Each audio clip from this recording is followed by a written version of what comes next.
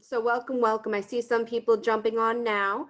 We'll give everyone a minute just in case they are jumping on a little bit late, but this is recorded. So if you know someone who is running a bit late, don't worry. We will be posting it to our YouTube channel at the very end to make sure that no one misses anything. For those of you who have not been here before, welcome. For those of you who have, welcome back. We are the Marine Environmental Education Center located on Hollywood Beach, Florida. And we are unfortunately still closed to the public. We're a pretty small facility. It's really hard to open safely. So we asked around and found some really cool science friends that are willing to donate their time to the MEEC and have this webinar series for us. So today we are talking to Carlee Jackson. She came to Florida to do her undergrad at FAU, and she just finished up her master's at NSU, I believe. She has extensive experience with shark and turtle conservation and was even a marine turtle specialist at Gumbo Limbo Nature Center, which is one of our favorite places, all of our favorite people. We work very closely with them. So today she's going to be presenting about shark and sea turtle conservation. If you do have any questions, feel free to throw it into that chat. She will keep an eye on that throughout the presentation. And if she misses it, she will just answer them all at the very end. We are going to keep everyone muted just so you can most clearly hear Carlee, but if you do have any sort of issues, technical or otherwise, throw it in the chat. We are here to sort of facilitate from afar if we can. So whenever you're ready, Carlee, feel free to share your screen and take it away.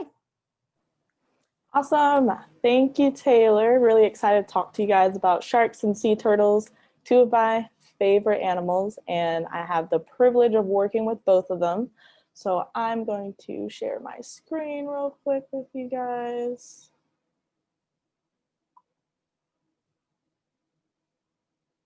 All righty. Let's see this up there. Awesome. All right, so Taylor gave me a very nice introduction, but I'll introduce myself again.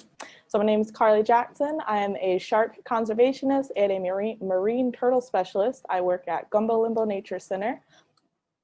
And just a little bit more detail of what I do. So at Gumbo Limbo, I'm a marine turtle specialist. So a little bit later when I start talking about sea turtles, I'll go into more specifics of what me and my team do to help sea turtle conservation. But just a quick overview, we go to the, we monitor Boca Raton's beaches and we mark sea turtle nests. I also work in the rehab facility. So we have a sea turtle hospital where we rescue, rehab, and release our sea turtles. I also worked in the CMed lab, so Conservation, Movement, and Ecosystem Dynamics lab at Nova Southeastern University. I finished my graduate degree there this past summer. Very excited to be done. But I got my master's in marine science. I'm also a co-founder of an organization called Minorities in Shark Science. Basically what we do is just spread awareness of the lack of diversity in this field and encourage more people to increase the diversity in this field. So, all right.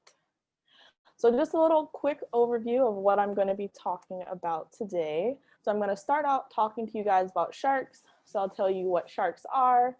I know that seems a little like weird, like we know what sharks are, but some people don't know the specifics of what makes sharks different from other animals. Threats to sharks, why sharks are important for our oceans and why conservation is important. And I'll go over some of the research that I did for my master's thesis. And then I'm going to talk about turtles, sea turtles in particular. So sea turtles in South Florida, some of the work I do with Gumbo Limbo, and also we'll go over some threats that sea turtles face and why their conservation is also important. All right, so first question is, what is a shark? So sharks are a type of fish. A lot of people think that they're not even close to being fish or anything like that, but they are just a modified type of fish. And what makes them so different from fish is their skeleton. So sharks have a cartilaginous skeleton. That's a big scary word, but we actually have cartilage in our own bodies. So if you wiggle your ears or if you bend your nose a little bit, that flexibility, that's not hard bone that we have there. That's actually cartilage. And sharks' entire bodies are made out of cartilage. So that's what makes them different from fish, because most fish are, they have bony skeletons. So the whole class of animals that have cartilaginous skeletons are called elasmobranchs. And that includes sharks and rays and skates and sawfish, everything, anything that has a cartilaginous skeleton. They're all related and they're all in the same class. So sharks and rays are cousins. All right, and then some more differences between sharks and bony fish. So the gills are probably one of the first things you'll notice when looking at a shark and then looking at a fish. So fish, you see they usually only have one, they'll have one gill slit, and they have a bony covering called a operculum that covers their gill slit, and they have to like open and close it in order to breathe. So they'll breathe in water through their mouths, and it passes through their gills. And sharks, they actually have about 5 up to 7 gill slits. So most sharks have about 5 gill slits. There's only one shark that I think has 7 gills. It's literally called the 7-gill shark. So not a very creative name, but yeah, so these sharks they don't have a bony covering over their gills. They just have bones up under their gills called gill arches that help with the breathing and facilitating oxygen through the water and things like that.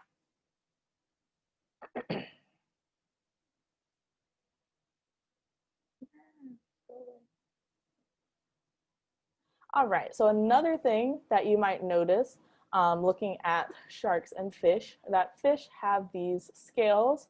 They're kind of round and usually very shiny or reflective.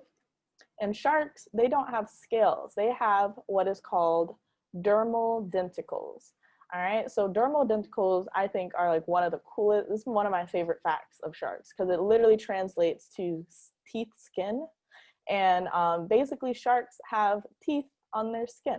So their whole skin is made up of these bony structures called dermal denticles, and they're microscopic, so you can't really see them unless it's under a microscope. But basically, these help sharks stay hydrodynamic in the water. So it helps them swim through the water really fast. And if you rub a shark, if you've ever like touched a shark in like a touch tank, or if you work with sharks, if you rub from the head to the tail, it's going to be smooth. But if you rub from the tail to the head, it's going to be rough. So it's going to feel like sandpaper. So their skin kind of just feels like sandpaper. But I think that's a really cool, fun fact of sharks because they have rows of teeth that never end, and they also have teeth all over their skin that just never end. So they're just full of teeth. Let's see. Someone asked, why do sharks need gills? So sharks need gills in order to breathe.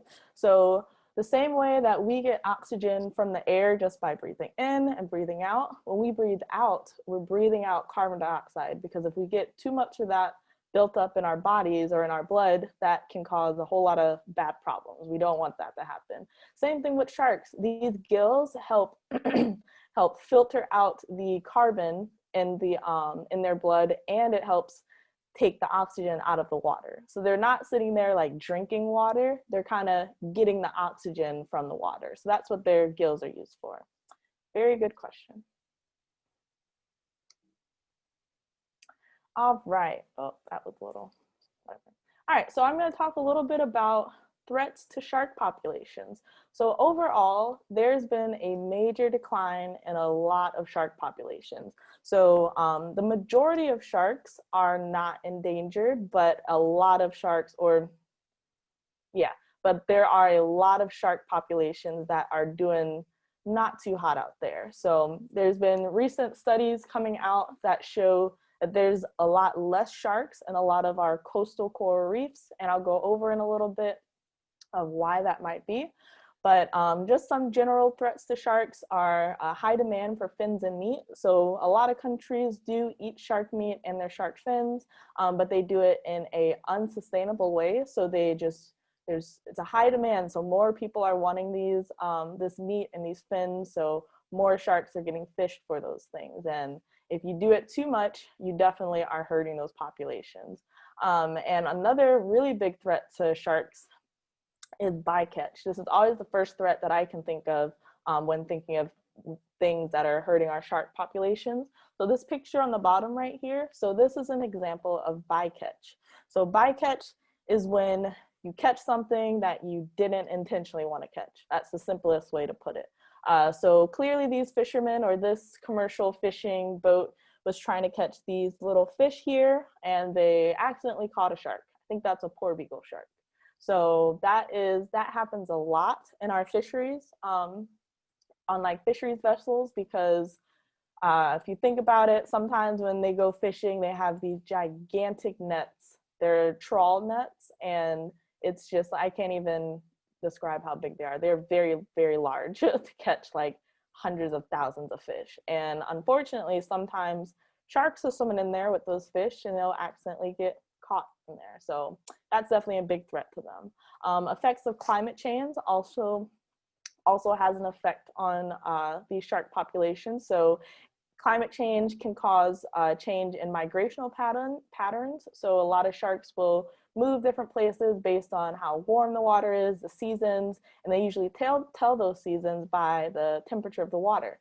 But climate change is making our water temperature change, kind of go up a little in some of the northern areas, and way up in the southern areas as well. So sharks, that definitely affects their migration, and indirectly, climate change has an effect on habitat loss as well. So damage to coral reefs from too much acidity in the water maybe, or the water is just way too warm for corals, that causes those corals to die off, caused by bleaching events.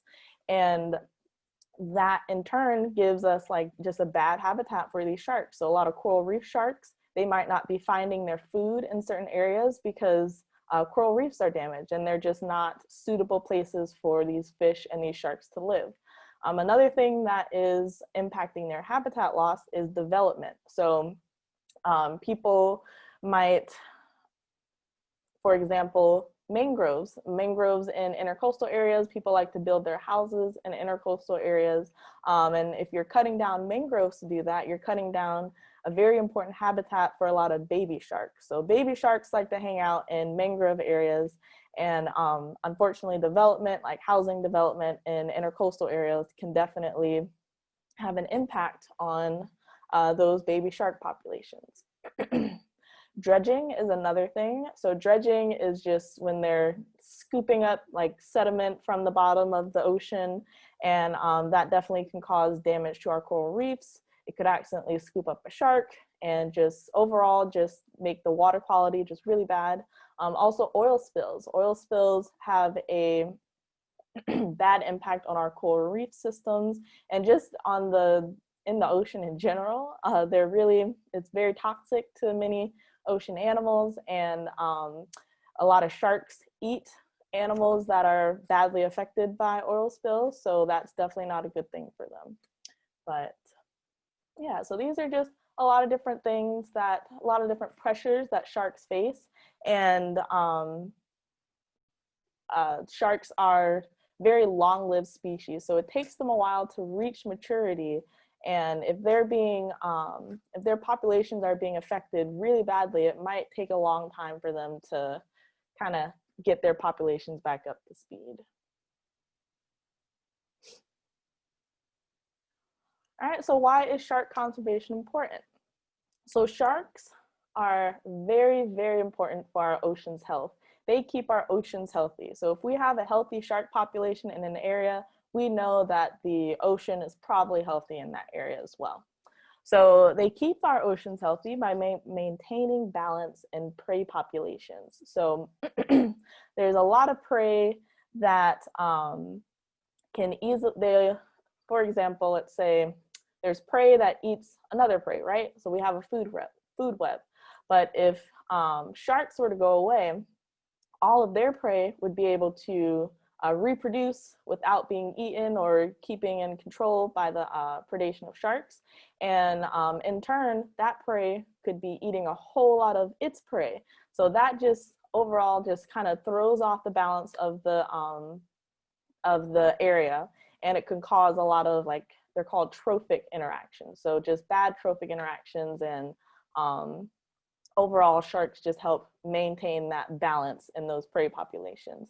They also help by feeding on the sick and unhealthy fish, so they can prevent the spreads of diseases through mammals, through fish, and through even sea turtles and things like that. So overall, sharks are just very important for our oceans because they're kind of like the cleanup crew of the ocean. And if we didn't have a cleanup crew, if you didn't have a cleanup crew for like your house, or you didn't clean your room, it would just get overly messy and just everything would be everywhere. So sharks are a cleanup crew of the ocean, and that is why their conservation is so very important.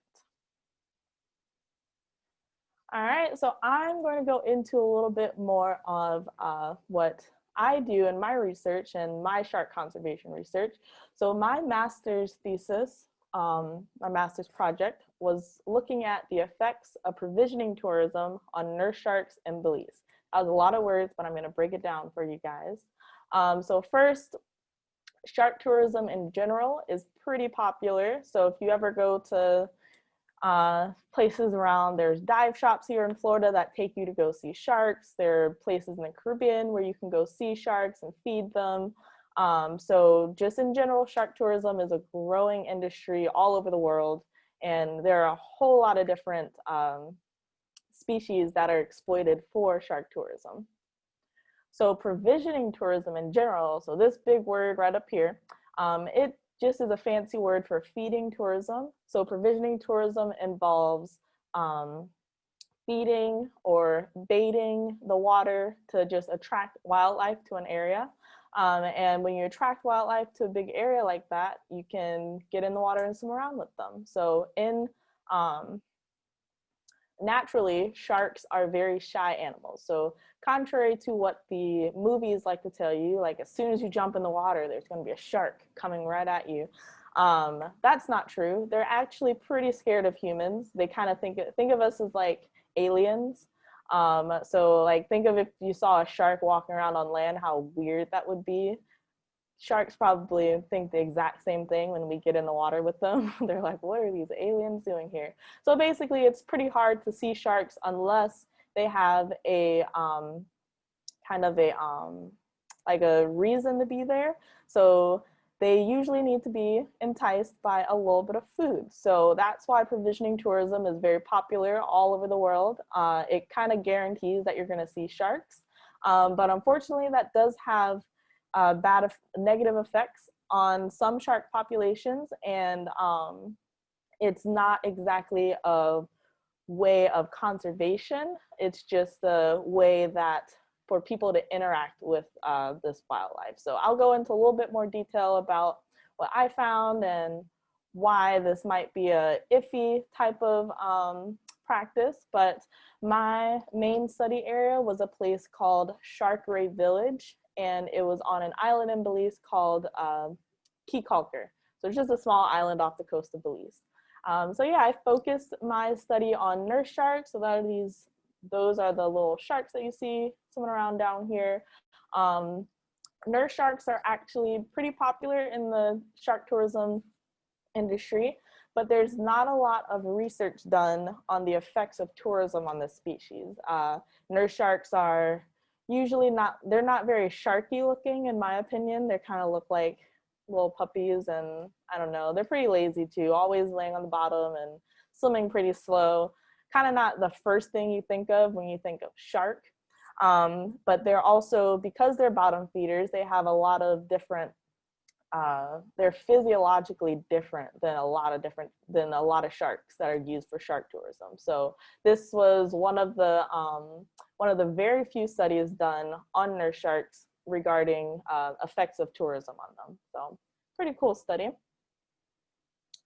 All right, so my study, I looked at the behavior, habituation, and abundance of nurse sharks. So I wanted to see how different activities within this tourism area, so Shark Ray Village, I wanted to see how the activity was affecting their behavior. I also wanted to look at habituation. So habituation just is another fancy word for a response to a repeated stimuli. So the stimuli for this project were the boats in the area, and I wanted to see how attracted to the boats these sharks were and how used to the boats these sharks were.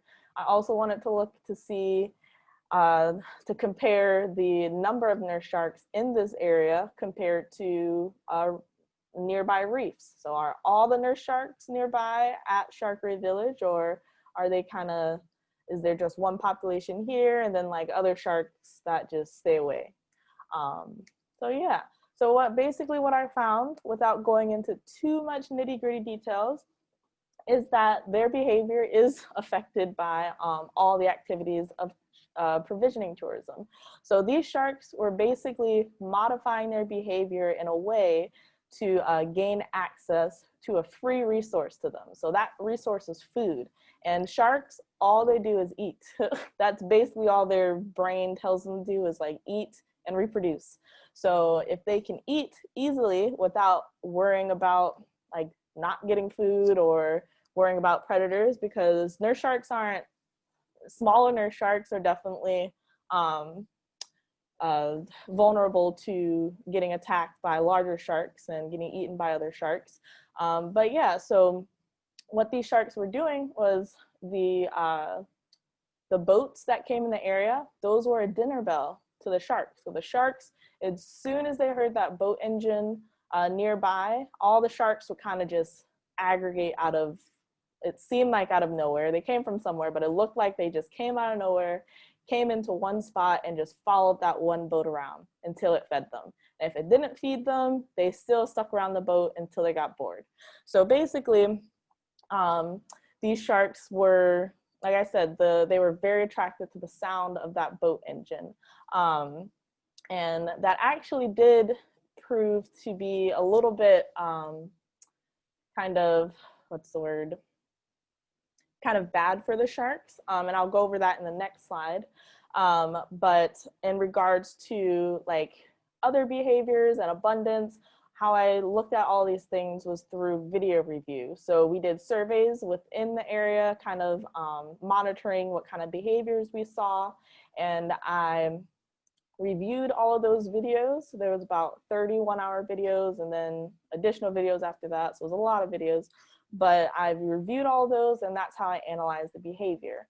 And also looking at abundance, I would set up cameras in the area within Sharkray Village, kind of look to see how many sharks were around, to get a good estimate of the population and a good estimate of, you know, like how many sharks appeared when the boat first came in, things like that. So it was a pretty fun project. There was a lot of field work. I love field work personally. It was a lot of getting in the water and getting all dirty on boats, and it's my favorite thing to do. But yeah, so let's see next. Yes, so is tourism bad? So a lot of people like to ask me this, and the real answer is it depends. It really just depends. In this instance, if you look at the bottom picture right here, so what I was talking about a little earlier about how the sharks were attracted to the boat engine, well, this definitely turned out to be a very big problem for them. So you can see how close these sharks are to the boat propeller right here. And that's because, like I said, the sound of the engine to them means food. So they're really just close to that source that's telling them food and eat. But unfortunately, a lot of the sharks had boat propeller injuries on their dorsal fins. Some of them had injuries on their bodies as well, but a lot of them had nicks and cuts out of their dorsal fin, and that definitely can affect the health of the animal. So definitely on their body, we can be concerned about infections to the body, and with their dorsal fins, it's probably gonna take them a whole lot more energy to swim because they're not as hydrodynamic. Like their bodies are made to be very hydrodynamic in the water, but now that that's disrupted with cuts in their dorsal fins, might need a little bit more energy to get through the water. So that's definitely a negative effect. But with that effect, if we figure out ways with the management of the area, with the management of the tour guides, there's ways to help mitigate things like this from happening. So with the boat propellers, for instance, if all of the tour guides put propeller guards on their boats, it would probably help prevent a lot of sharks from getting cut by their boat propellers, since we already know that they are going to swim close to the boat propeller because they know that means food. But those propeller guards would definitely be very helpful in preventing harmful injuries to these animals. But yeah, so in a way, tourism can be done in the right way and in a very safe way where it's not harming the population, causing problems within that ecosystem as well. And there's definitely a lot of ways where it can be very bad for the animals. But like I said, it all depends on management, and it's not exactly the best conservation tool, because a lot of people try to say, oh, like it's bringing awareness to the to people about like sharks and like the ecosystem, and it might, I don't know, like make people care about the oceans more. There's no definitive evidence that that happens, but it is like, it's a good thought. It does bring awareness to some people, but overall it's not really like helping the population, if that makes sense. So it's kind of tourism, provisioning tourism can be neutral, or it can be have negative effects. So that's a very long-winded response to that, but the short response is it depends. See if there's any questions. All right, so we are going to move along. I'm going to move on to sea turtles now. And if you guys have any more questions with sharks, just let me know. I've been checking the chat, and there'll be time for questions at the end as well. All right, so like I said, I work with sharks and sea turtles. Sea turtles and sharks are my first love, but sea turtles, I work with them, so I love them too. They're pretty cool.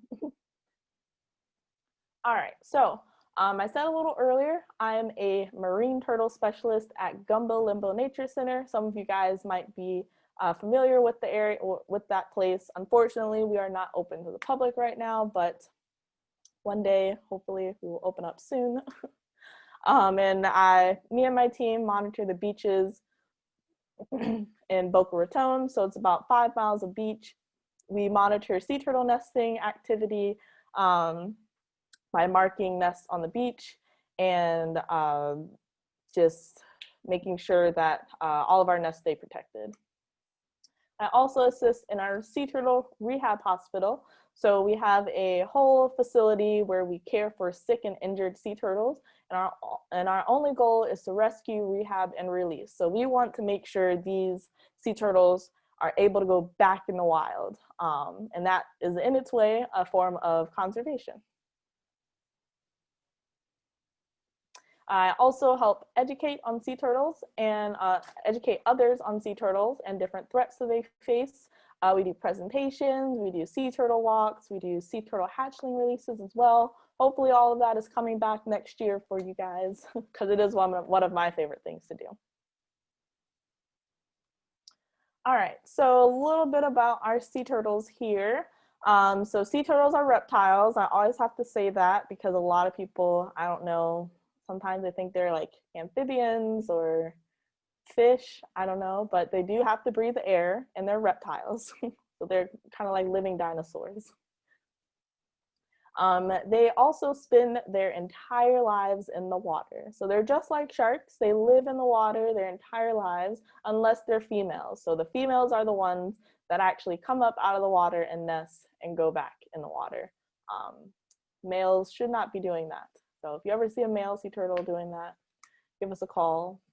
That's not supposed to be happening. All right, so there's 7 different types of sea turtles all over the world.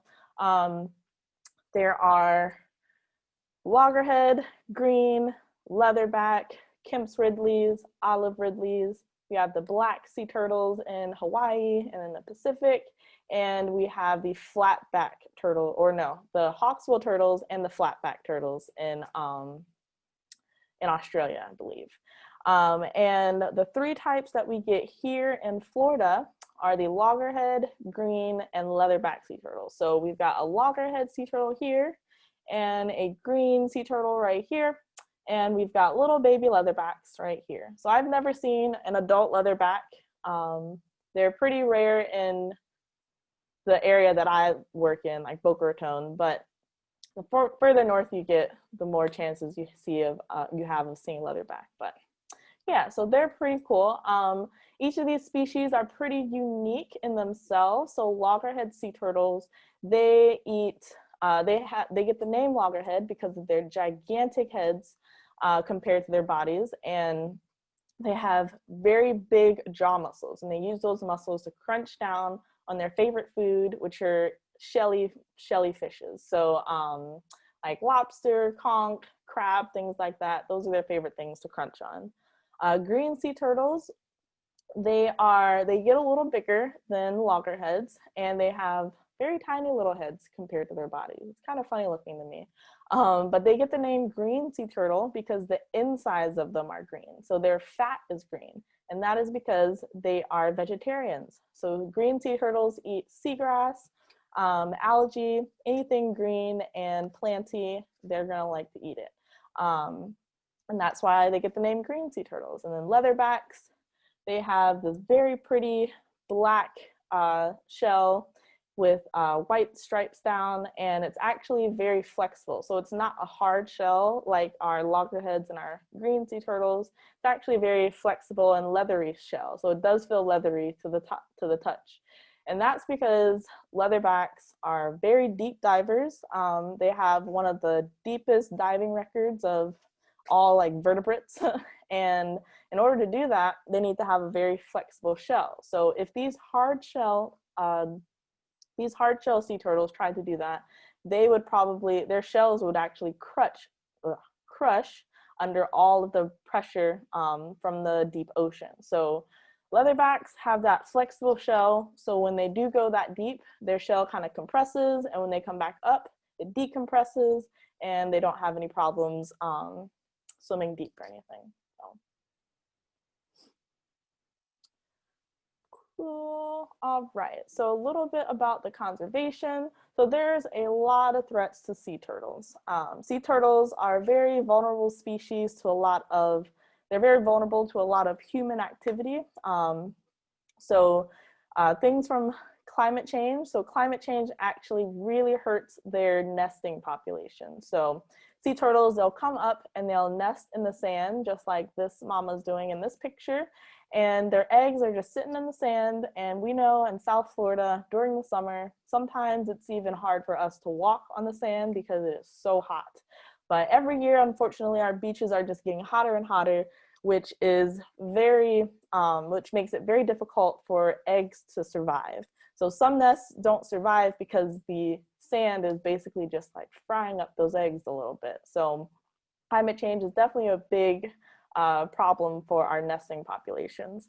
Also, boating is a very big problem for the turtles. We get a lot of boat strike victims in our rehab facility. And unfortunately, some of the turtles don't make it because a lot of these boat strikes can be very severe to the turtle. But some of the turtle, we do have a very high success rate with our boating injury turtles. But boating is definitely a very big problem for these guys. And it's always important as a boater to make sure you're conscious of the speed regulations in the area, and also just keeping your eye out for turtles, because turtles get hit by boats when they come up to breathe because they need air, like I said a little earlier.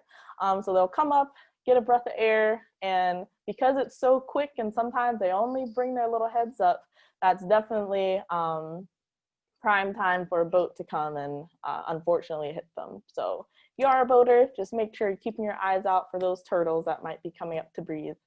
And also habitat loss. So habitat loss is another big one for these guys, especially on the beach.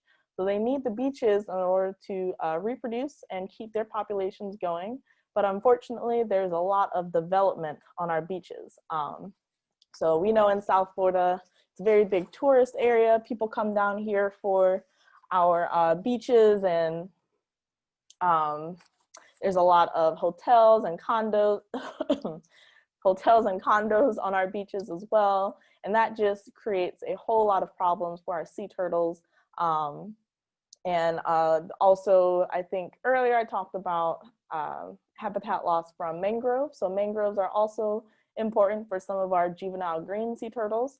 And unfortunately, taking those, that environment away from them can have an effect on their populations as well.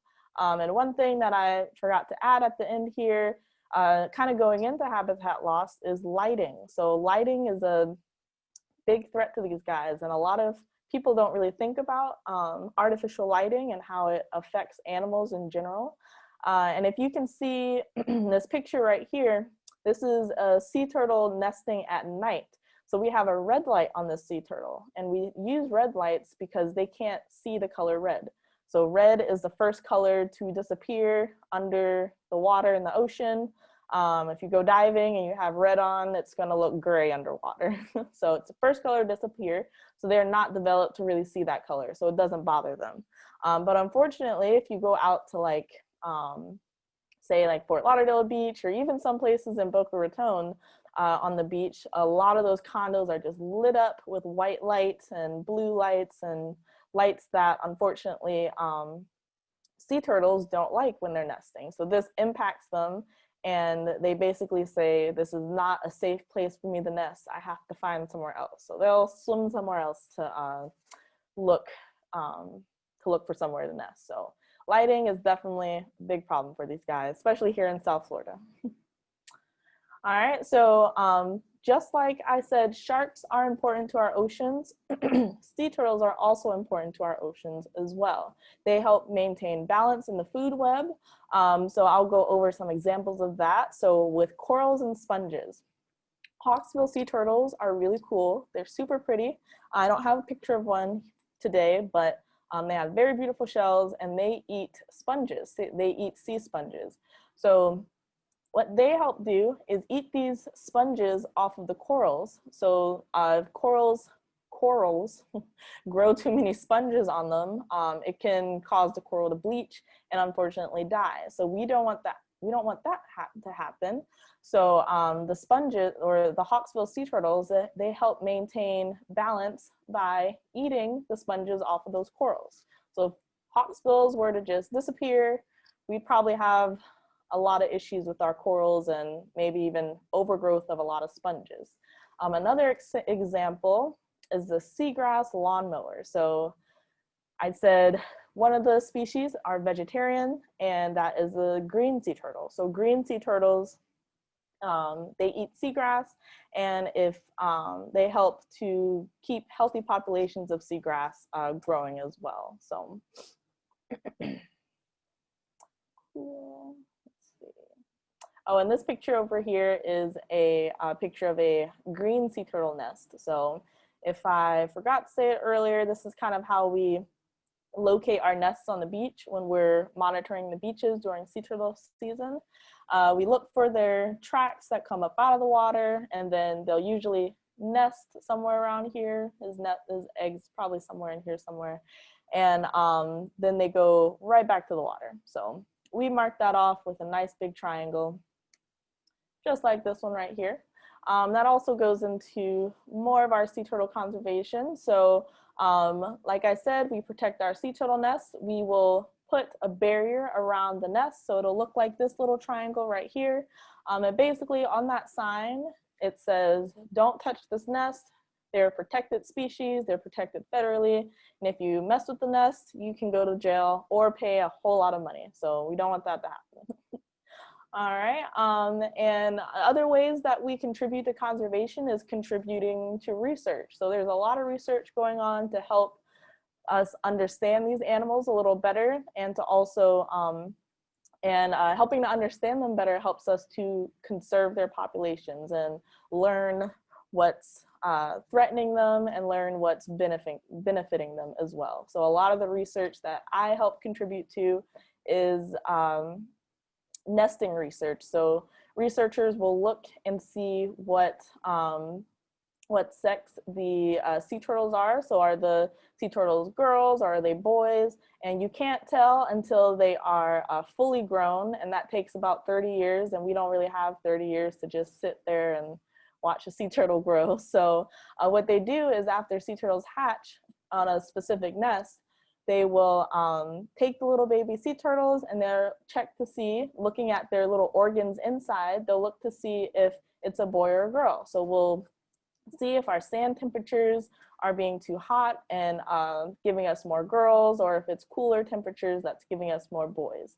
So yeah, so we are seeing that the hotter our beaches are getting, the more girl sea turtles we're seeing in our experimental nests. So if we have a population of all girl sea turtles, we don't really know how they would reproduce. So yeah, so that's some of the research that I contribute to, and also rehabilitating these sea turtles plays a big part in conservation as well. So this picture at the bottom, that is a loggerhead sea turtle that was unfortunately attacked by a shark, and our vet is just stitching up and helping to close up the wound. And I'm on top of the sea turtle so that our vet can actually do her work, because these are wild animals and they don't really want to be in a hospital bed, but unfortunately they need that in order to get healthy so they can go back to the ocean. And she was successfully rehabilitated and released. So that was a positive success story there.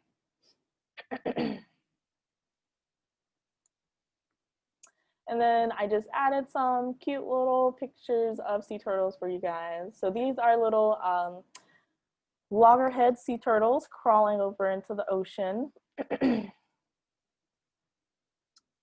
And these are sea turtles at night that I was releasing one night. So we do, the sea turtles, they nest at night and they hatch at night. So everything happens at night with these guys because it's a lot, it helps keep them protected from some predators as well. It's just, since they're dark and it's dark out, it's a lot less chance of them getting picked up by predators. So once again, using the red light so that they're not distracted by any white lights or anything like that. They're so cute. I think these are a mixture of leatherbacks and green sea turtles, probably all three species. Awesome. All right.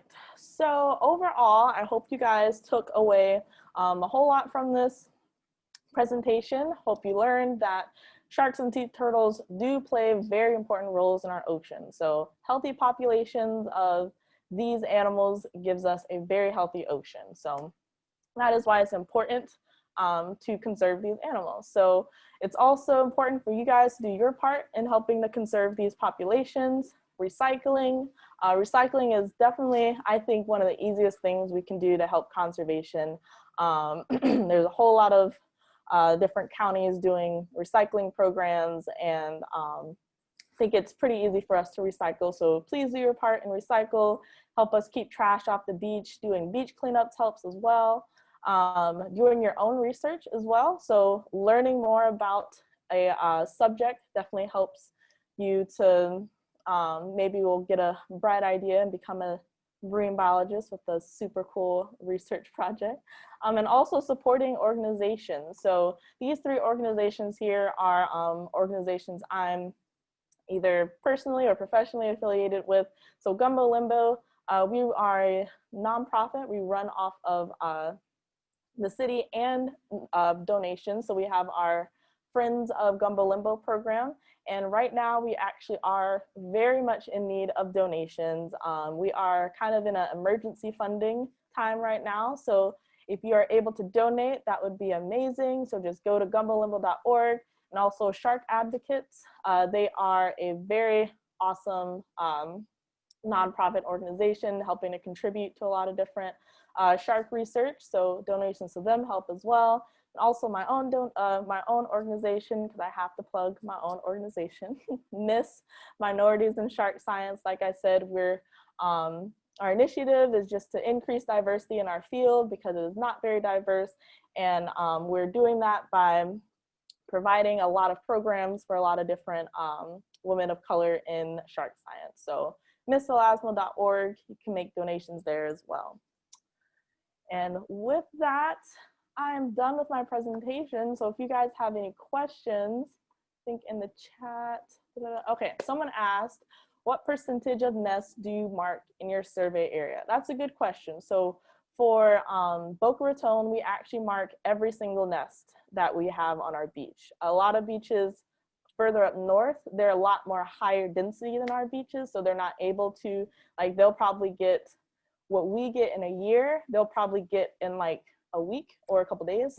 So we're able to mark every single nest, and we also have a lot of foot traffic on our beaches, so it's just the better idea for us to mark all the nests. So we mark 100% of them. Very good question. Awesome. I think that we just had some general questions that people sort of answered along the way. Okay. But if you do think of any other questions, feel free to email us at MEEC, MEEC @nova.edu. Oh wait, Kervin wants to be on mute. Give me 1 second. Remember last year we had some issues with the chat. Oh no, I don't think I can unmute you. I'm so sorry. If you do have a question, please put it in the chat. Someone asked, which is better, reusable straws or paper straws? I mean, I think that paper straws are definitely, I think they're both fine. I think that paper straws, they're, they're, what is the word? They're biodegradable, right? And so they really won't have a bad effect on our environment. And reusable straws, as long as you don't throw them away, they're definitely, they work just as well. So I like reusable straws because, like, I don't know, the paper straws, if you, for some drinks, they just like disintegrate in my mouth, and I'm just like, no. So I prefer reusable straws personally, like the steel straws. Kervin asked, do you love cats? I'm actually a dog person. I'm not a huge cat lover. But I do, they're cute. I mean, there's only like, I can probably name like 3 cats that I actually enjoy, but I also am allergic to cats, so. That probably doesn't help so much. Though I have know. heard people compare sharks to cats, how they just like to rub up against you when you're diving. Yes, they actually kind of are like that. They're just like cats, and yeah, they're strange. Let's see. Well, I think that might be it. Thank you so much, Carlee, for the amazing presentation, and thank you all for coming today.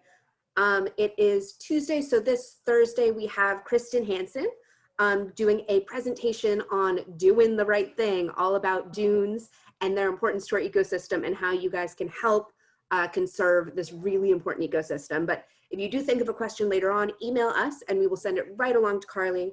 Don't forget to follow all of her socials to keep up to date on everything that is happening, all those websites she shared. Hopefully we will get a list of those to link to the video when we post them to YouTube. Yep, I'll give you guys my socials. I forgot to put that in the last slide, but yeah.